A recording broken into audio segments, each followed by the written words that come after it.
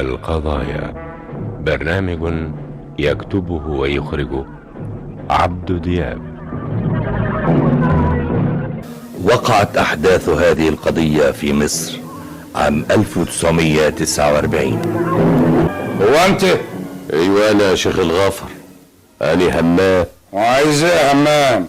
وجاي لحد باب داري ليه؟ طب قول أهلا وسهلا ولا قول اتفضل؟ ما عنديش وقت يا همام، وأنت شايفني خارج لشغل. ماني برضو ما عنديش وقت زيك يا شيخ الغافر، وكويس إني باجي على نفسي وأجيلك. اتكلم عيد يالا، ولا أنت ناسي بتكلم مين؟ لا مش ناسي، أنا عارف إنك شيخ الغافر، والمفروض مفروض إيه؟ اوعى كده من وشي يا شيخ الغافر. الباب اللي يجيلك منه الريح سد واستريح.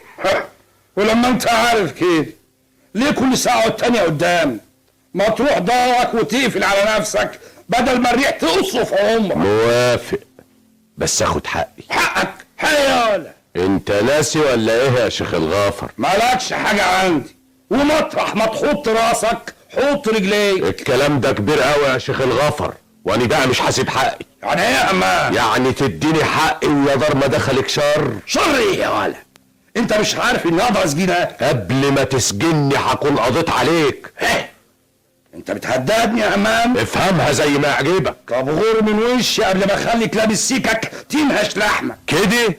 طب انا بقى ما خدتش حقي مش هيحصل لك. طيب قلت لك غور من وشي السعاد، وبتزقني كمان يا شيخ الغفر، وهقطع رقبتك لو زودت كلمه.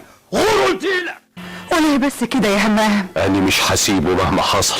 طيب احسن يا همام، انت ناسي انه شيخ الغفر؟ لا مش ناسي انه شيخ الغفر، ومش هيقدر يعمل معايا حاجه.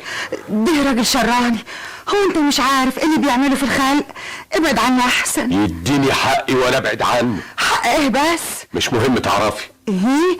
هوني مش مراتك يا همام، ولازم تقولي وتريحني. بعدين هتعرفي كل حاجه. اسمع يا همام، انت محتاج فلوس. انا مش طالب غير حقي منه. ايه؟ اسمع، خد الكردان بتاعي ده بيعه وابعد عن الشر وغنيله. طب قومي اعملي لي كوبايه شاي وما تتكلميش كتير. اسمع كلامي، اني ماليش حد غيرك، ولا ناسي ان عندك ولد محتاج لك. ما هو عشان ابني انا بطالب بحقي. طب خليك كويس كده وكلمه بالراحه. كلمته كتير بالذوق ولا فيش فايده. خلاص سيبه ومنه لله. لا مش هسيبه حتى لو علقوا حبل المشنقه في رقبتي. همام، ربنا يهديك يا اخويا، ابعد عنه عشان خاطري وخاطر ابنك. ده احنا غلابه يا همام، وملناش الا انت. يا الله يا ليلي. مين؟ انا اللي رفيق طلبه. تعالى يا طلبه. ادخل انت جوه.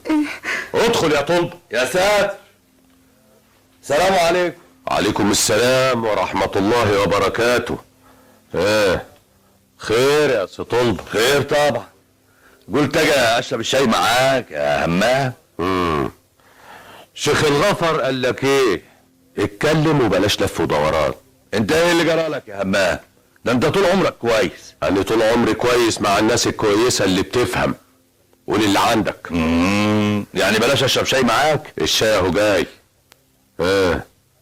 شيخ الغفر بعتك ليه؟ انا اللي جاي بنفسي ومفيش حد بعتني. واني سامعك. همام، ليه منشف راسك بس؟ ان ما كنتش خايف على نفسك خاف على مراتك، خاف على ابنك. شيخ الغفر بعتك تقول الكلام ده يا طلبه؟ ده كلام انا يا همام، واني مش قابل كلامك. وقول لشيخ الغفر بتاعك يبطل اللي بيعمله.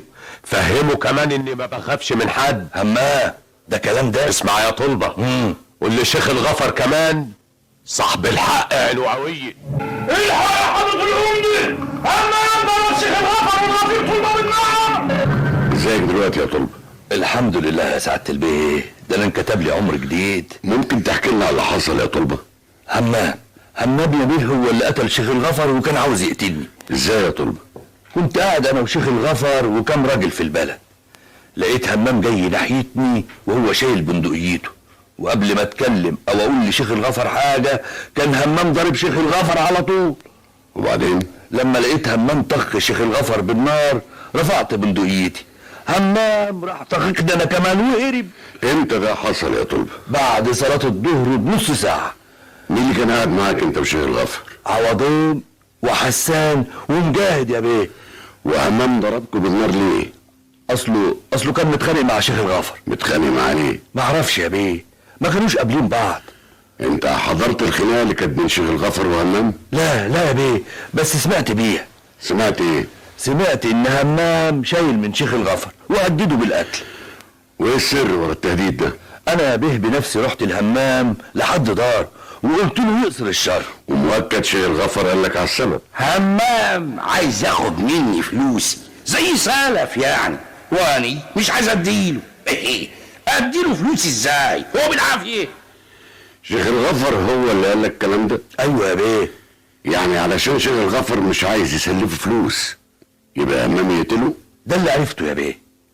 همام قبل ما يقتل شيخ الغفر قال له ايه؟ ما قالش حاجه، من غير ما يتكلم طخ وطخني وهرب.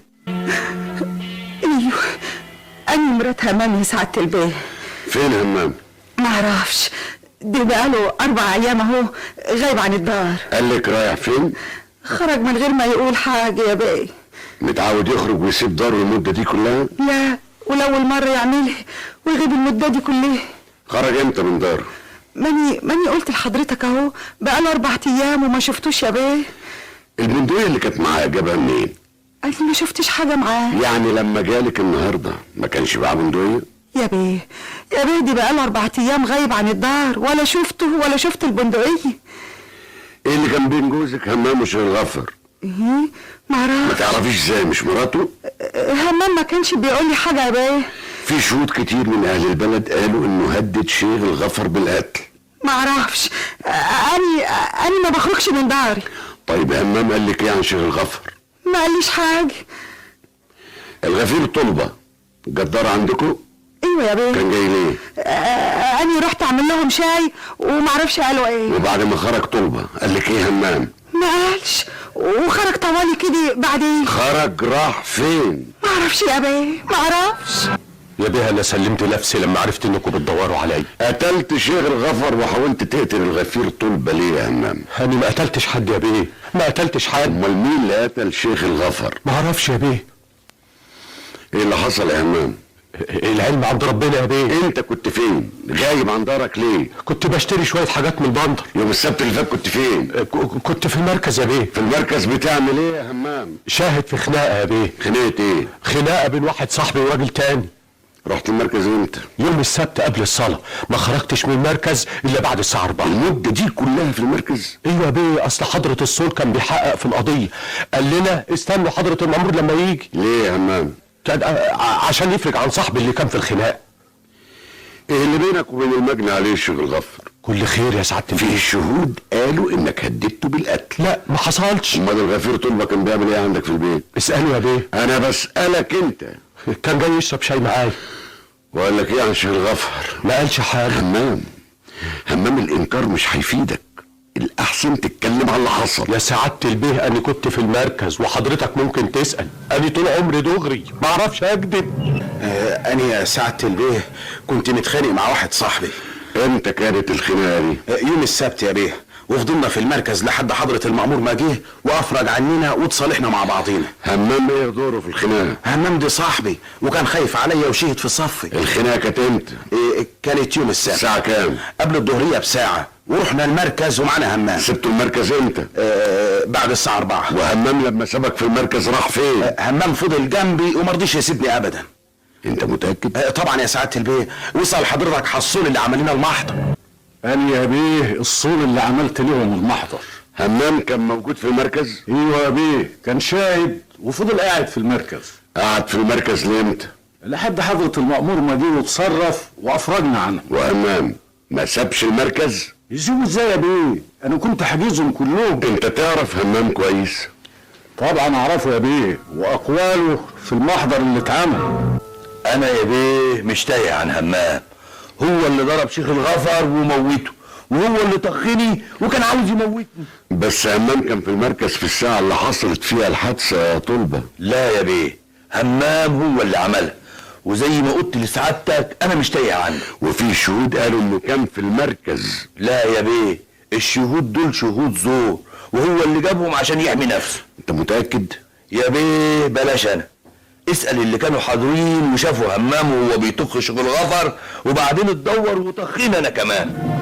يعني في شهود شافوا همام وهو بيضرب شيخ الغفر والغفير طلبة، والشهود تانية بيأكدوا ان همام كان في المركز وقت ارتكاب الجريمة. وطبعا مش ممكن انسان يتواجد في مكانين في وقت واحد. مش كده بس، المسافة بين مكان الحادثة والمركز حوالي 5 ساعات.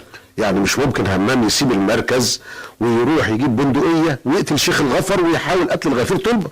امال ايه اللي حصل؟ مؤكد حد من الشهود غلطان، او حد منهم بيشهد لمصلحة همام، مش كده؟ طبعا. عشان كده انا طلبت المحضر اللي اتعمل في الخناقة وثابت فيه ان همام ما سابش المركز. والبصمة اللي بصمها همام على المحضر ثبت انها بصمته هو، وده اكبر دليل على انه كان في المركز. بالظبط كده. والجريمة اللي حصلت مؤكد في سر في القضية. ايوه، يا ترى ايه هو السر ده؟ انا شفت همام على الزراعية. شفته امتى؟ يوم السبت ساعة اذان الظهر كده. انت متأكد ان هو همام؟ طبعا يا بيه. كلمته؟ ايوه رحت عليه. رد وقال لك ايه؟ ما ردش وخد بعضه وجري. في حد هنا في البلد يشبه همام؟ قصد حضرتك ان في واحد شبه همام هو اللي ارتكب الجريمة؟ جايز. معنى كده انك استبعدت همام من ارتكاب الجريمة؟ ده شيء مؤكد بدليل وجود بصمته على محضر الخناقة اللي في المركز. بس لو في حد شبه همام كان ظهر في البلد. انا عايزك تجمع لي تحريات عن همام، اسرته، معارفه، اصدقائه، وتلاحظ حكاية الشبه اللي قلت لك عليها دي. حاضر يا فندم. وافرج عن همام وراقبه مراقبة دقيقة، وما تخليش يغيب عن عينيك وعن عيون رجالتك مهما يحصل. همام الحمد لله على السلامة. طيب ايه هما لقوا اللي قتل شيخ الغفر؟ الله، واحنا مالنا ومال الحكايه دي؟ المهم ان انا طلعت منها. الواد ابني عامل ايه؟ كويس الحمد لله يا همام. المهم انت يا همام. ايوه ماني. الله، مالك كده مش على بعضك؟ مالك؟ همام انت كنت غايب عن الدار ليه؟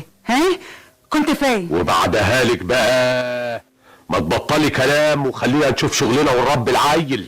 ايوه ماني خايفه عليك يا همام. ايوه خايفه عليك. طيب يا اختي، شوفي لي لقمه كلها، بطلي الكلام اللي لا يودي ولا يجيب. ما تخافيش عليا، انا عارف انا بعمل ايه كويس. هو دي همام يا سعادة البيه؟ ايوه هو دي همام اللي شفته على الزراعية. يا ناس انا مش همام، انا مرسي.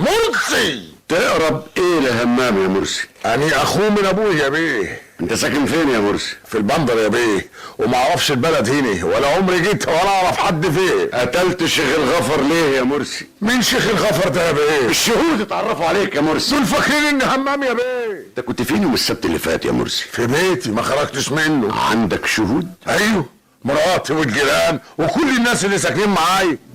مرات مرسي اخو همام انكرت انه خرج من البيت، والجيران كمان قالوا ما شافوهش وهو خارج. بس انا دلوقتي متأكد ان مرسي هو القاتل.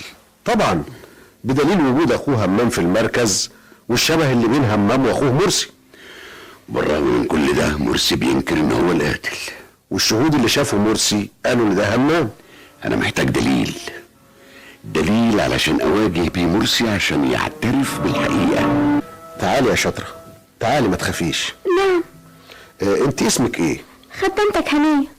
انت بنت مين يا هنية؟ بنت مرسي يا بيه. هو انت بنت مرسي؟ طيب وابوكي فين؟ ابويا مش هنا. طب وعمك همام؟ برضه مش هنا. راح فين عمك همام؟ ما اعرفش. هو مش كان هنا من كام يوم عند ابوكي؟ ايوه كان هنا. وكان هنا بيعمل ايه؟ بيزور ابويا. وقعد معاه في الاوضه لوحده؟ ايوه. طب كان بيقول له ايه؟ ما اعرفش، اصلهم قفل على نفسهم الباب وقعدوا يتكلموا. يا بيه انا ما شفتش اخويا همام من مده كبيره. مرسي همام اخوك جالك بيتك وقعد معاك. ما حصلش. لا حصل، وقفلتم الاوضه وقعدتوا تتكلموا سوا. بقول لك ما حصلش يا بيه، ما حصلش. لا حصل، وبنتك قالت على الحقيقه كلها. بنتي ما تعرفش حاجه، بس سمعتك كنت بتتكلم مع اخوك همام وبتتفق معاه. بنتي ما كانتش في البيت يا بيه. امال كانت فين يا مرسي؟ يا بيه انا افتكر يا مرسي لازم تتكلم بعد ما بنتك قالت على اللي حصل هي ومراتك يا مرسي. مراتي؟ تحب اقبض على مراتك وبنتك واجيبهم وتسمع الكلام اللي قالوه؟ لا يا بيه، لا لا، انا هتكلم يا بيه. اتكلم يا مرسي. الاسبوع اللي فات جانا اخويا همام بيتي. مين؟ همام؟ ازيك يا مرسي؟ وحشني يا اخويا، وحشني. تسلم. كويس اللي افتكرتني بعد الغيبة الطويلة دي كلها. الحقيقة أنا جاي وقصدك في خدمة يا مرسي. واني رقبتي سدالة يا همام. بقول لك ايه يا مرسي، شيخ الغفر سايق العوج معايا وعاوز يسجني. ليه؟ ايه اللي حصل بينكم؟ لا، دي حكاية طويلة. المهم انا عايز اخلص منه يا مرسي.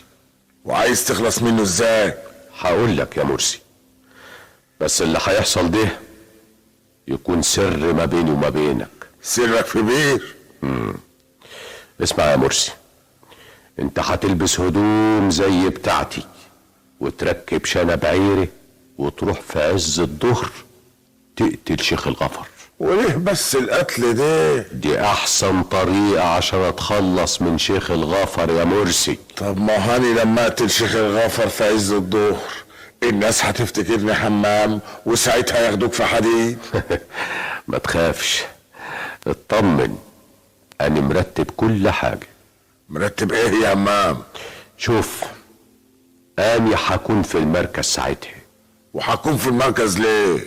هقوم خناقي وهعمل حكاية كده طويلة واخد الناس اللي اتخانقوا واروح المركز وهفضل هناك. طب افرض يعني مثلا قلت لك ما تخافش يا مرسي، انا هفضل في المركز وهدخل لحضرة المأمور وهخلي كل الشهود في الخناقة يشهدوا معايا اني كنت في المركز.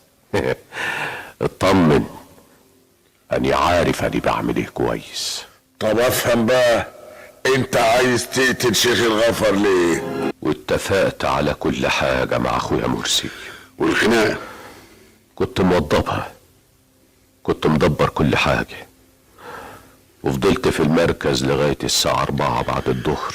طب ايه اللي كان بينك وبين شيخ الغفر؟ حقي اللي ما كانش عاوز يديهولي. حق ايه ده يا همام اللي خلاك توقع اخوك مرسي في جريمة زي دي؟ طمع الدنيا يا بيه. يعني ايه يا همام؟ شيخ الغفر هو اللي جانا على روحه. ازاي يا همام؟ في يوم اتسرقت فلوس راجل عندنا في البلد اسمه الحاج رضوان. الكلام ده امتى؟ الحكاية دي يا بيه بقالها اكتر من شهرين وزيادة. وبعدين؟ بعدها لقيت شيخ الغفر جاي لي لحد داري. قلت له اهلا وسهلا. اهلا بيك يا همام. اتفضل يا شيخ الغفر، استريح. استريح ازاي وفلوس الحاج رضوان اتسرقت؟ ايه؟ مين اللي سرقها؟ يعني انت مش عارف يا همام مين اللي سرقها؟ لا، ما اعرفش مين يا شيخ الغفر. اسمع يا همام، انا هكون دغري معاك. انت اللي سرقتها. لا، كلام ايه ده يا شيخ الغفر؟ ما هو انا زي ما قلت لك مش عايز لف ولا دوران، وكنت دغري معاك. تقوم تتهمني بالسرقه؟ ومستعد اكون معاك وابعد التهمه عنك. تهمه ايه؟ همام، انا جاي لك لحد دارك وبلاش فضايح. ايوه، لكن المبلغ اللي اتسرق مش شويه، اخد انا النص وانت النص. يعني ما يعنيش ولا حاجه. هات الفلوس اللي سرقتها اخليها معايا لغايه ما تنتهي القضيه، وساعتها ادي لك النص ويا دار ما دخلك شر. وبعدين؟ وامنت لشيخ الغفر واديته الفلوس كلها وانتهت القضيه. والحاج رضوان قال عوضي على الله وايدوا القضيه ضد مجهول. ورحت لشيخ الغفر اطالبه بحقي. حقي يا ولد؟ انت جرى لمخك حاجه؟ مش كفايه رحمتك بالسجن وانتهى الموضوع؟ حاولت معاه مرة واتنين وتلاتة، وبعدها دبرت كل حاجة وخليت اخويا قتله. شيخ الغفر نتيجة اللي عمله خد جزاؤه. لو كان شيخ الغفر قال كلمة الحق ما كانش اتقتل. مرسي سمع كلام اخوه همام واختار بنفسه نهايته ونهاية اخوه.